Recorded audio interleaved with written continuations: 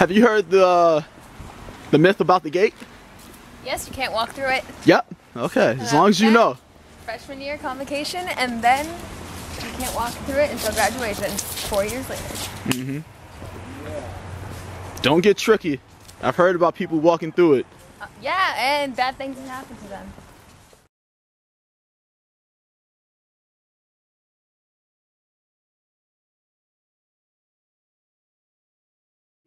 Hi, my name is Lauren Feeney. I'm a freshman at MCLA. I'm a first-generation college student. I am from Duxbury, Massachusetts, and my major is English Communications. So we did the Google question. You said Black, Mac or PC, and you said Mac. Absolutely. What did you do? You celebrate Halloween?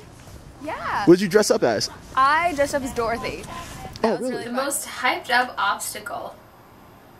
I guess for me, the most hyped up obstacle is planning out your courses and what you want to major in through your college career. Like, that's really, I feel like it's challenging because there's so many options that you can go for, and just choosing one and doing all the requirements and going down that road, but then thinking that you might want to change it to something else, because there's so many options out there that you could choose for a college career, and I have so many different ideas that I want to do, and it's hard to like pin it down into one major and see even if I like the major or if I want to change the major. So I'd say that's a really big obstacle. The Boo Bash, you know what the Boo Bash is? Yeah, I know Boo Bash. That was so much fun. It was last Wednesday. I'd just come back from Egypt, and I was so done with traveling because it was like a 12-hour plane ride. And then I got home and I went to my house, and then I left the next day and traveled another like 5 hours to get here. So I was like tired. I've only been a freshman in college for about 2 months now.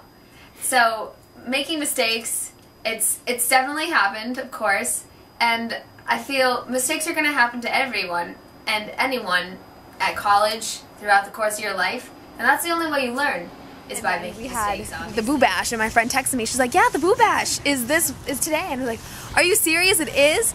And so I dressed up in my Dorothy costume, and it was really fun. And the kids are so adorable, and like the entire BT was decorated Halloween-ish. It was really cool. It was really awesome. In one word, how was your trip to Egypt? Spectacular.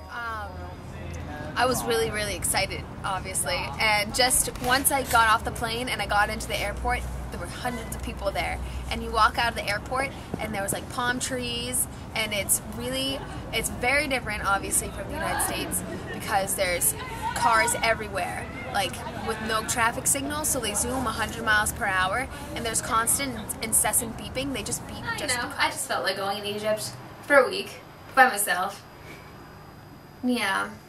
Okay. So really, I went to Egypt because my family was selected to be on the TV show Trading Places, which is basically a teenage form of wife swap, and it's an educational documentary.